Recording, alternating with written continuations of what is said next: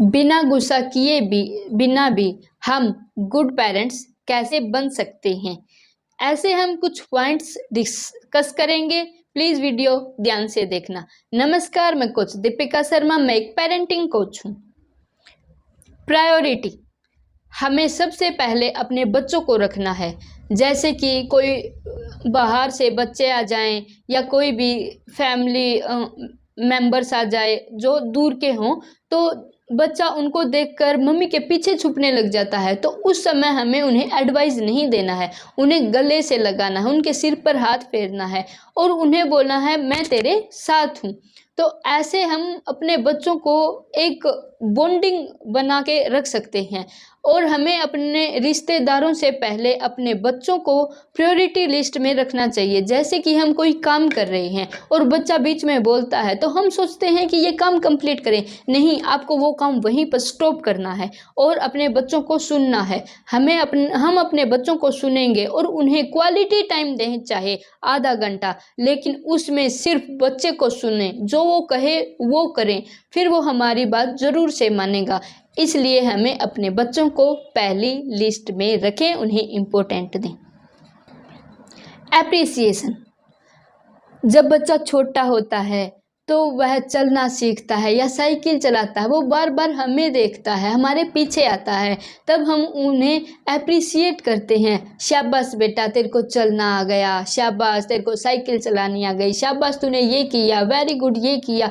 ऐसे हम बोलते रहते हैं। लेकिन जब बच्चा बड़ा होता है तो हम अपना एप्रिसिएशन कम कर देते हैं और बच्चे को इसकी हमेशा से ज़रूरत होती है। इसलिए हमें, बच्चा छोटा हो या बड़ा हो, हमेशा एप्रिसिएट करें, उन्हें अच्छे से प्यार से वैलिडेशन दें, आई लव यू बोलें। और जब भी बच्चा कोई भी काम करता है, जैसे स्कूल में वह अच्छे मार्क्स लेकर आता है, तो उसको ये मत बोले वेरी गुड बेटा, तूने अच्छे नंबर लेके तू पास हुआ है या तू फर्स्ट आया है। उसको ये बोले आपने हैंड राइटिंग बहुत अच्छे से लिखी है और आपने पूरी साल इतनी मेहनत की है, वो काबिले तारीफ़ है।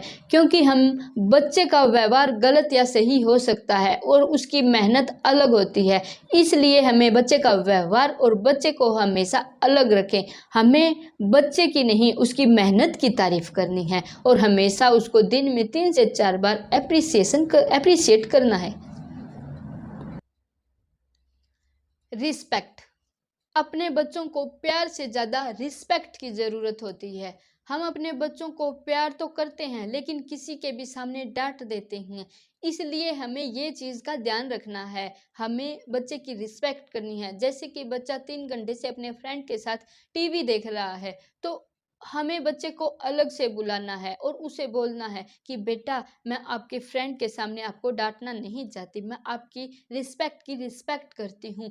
इसलिए आप भी समझो कि आपने 3 घंटे के लिए टीवी देख लिया है, अब आपका स्टडी का टाइम या खेलने का टाइम हो गया है। तो बच्चा भी समझेगा कि मम्मी पापा मेरी रिस्पेक्ट करते हैं, इसलिए मेरे को भी उनकी रिस्पेक्ट करनी चाहिए और बच्चा जरूर से आपकी बात मानेगा। एग्जाम्पल, हमें अपने बच्चों के लिए रोल मॉडल बनना है, उनके लिए एक एग्जाम्पल सेट करना है। बच्चा जब भी कोई बात नहीं मानता है तो हम उसको बोलते हैं, गुस्सा कर देते हैं। तो इसे हम एडवाइस देने में या गुस्सा करने में एक्सपर्ट हैं, एग्जाम्पल सेट करने में नहीं। इसलिए बच्चे को प्यार से समझाना है, उन्हें स्टोरी टेलिंग से उन्हें बताना है कि ये सही है या गलत है, क्योंकि बच्चा स्टोरी के माध्यम से ज़्यादा सीखता है। जैसे कि हम ऑफिस से घर पर आते हैं तो टीवी देखते हैं, ये बच्चे के लिए रोग एग्जाम्पल सेट होगा, क्योंकि बच्चे को लगेगा फ्री टाइम में टीवी देखते हैं। इसलिए हमें घर पर आने के बाद, खाना खाने के बाद रीडिंग करनी है या बच्चों के साथ खेलना है, तो वो क्वालिटी टाइम भी हो जाएगा और बच्चा भी देखेगा कि पापा ऑफिस के आने के बाद भी पढ़ाई कर रहे हैं तो मेरे को भी करना चाहिए। इसलिए हमें एग्जाम्पल सेट करना है। से नो, हम अपने बच्चों को हर वो चीज़ दे देते हैं जिनकी उनको ज़रूरत भी नहीं होती। इसलिए जब बच्चा 10 चीज़ों की मांग करे तो हमें 5 चीज़ों की ही पूर्ति करनी चाहिए। हमें उन्हें नो बोलना भी आना चाहिए, नहीं तो बच्चा कभी भी उन चीज़ों की वैल्यू नहीं करेगा।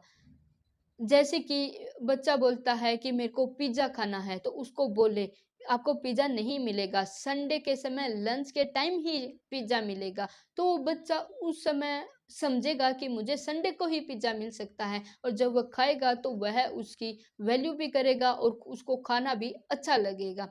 ऐसे ही हमें अपने बच्चों को हमेशा ये समझाना है कि हम जितनी हमारे पास कम चीज़ें होंगी, वह उनकी वैल्यू करेगा, और जितनी हमारे पास ज़्यादा चीज़ें होंगी, तो वह उनकी कभी भी वैल्यू नहीं करेगा। Less is more, more is less.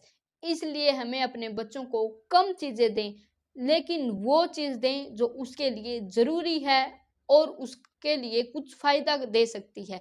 वही हम देंगे तो बच्चा उसकी चीज़ की वैल्यू को ज़रूर समझेगा। Talk, listen more, talk less. हमें अपने बच्चों को ज़्यादा सुनना है, एडवाइस नहीं देनी है, सिर्फ उन्हें सुने। पहले उन्हें प्यार से सुने और वह जो भी कहना चाहता है उन्हें सुनते रहें।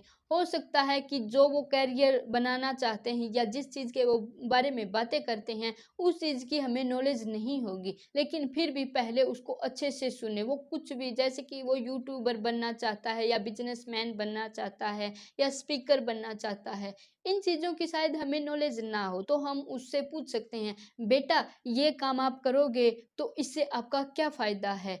और ये काम करोगे तो इसमें आपको क्या नुकसान है? तो वो आपको सब कुछ बताएगा और फिर उसको भी लगेगा कि हाँ, इससे ये काम हो सकता है और ये नहीं हो सकता। पहले बच्चों को ज़्यादा एडवाइस नहीं दी जाती थी, तो वह खुद सोचते थे। जितनी ज़्यादा हम एडवाइस देंगे तो हमारा दिमाग ज़्यादा नहीं सोचता, इसलिए बच्चों को एडवाइस कम दें। तो उनके पास एडवाइस कम होंगी तो उनका दिमाग ज़्यादा सोचेगा कि हमें क्या करना है। इसलिए बच्चों को ज़्यादा सुनें और एडवाइस कम दें। धन्यवाद। वीडियो पसंद आई हो तो लाइक करें, शेयर करें, कमेंट करें, चैनल को सब्सक्राइब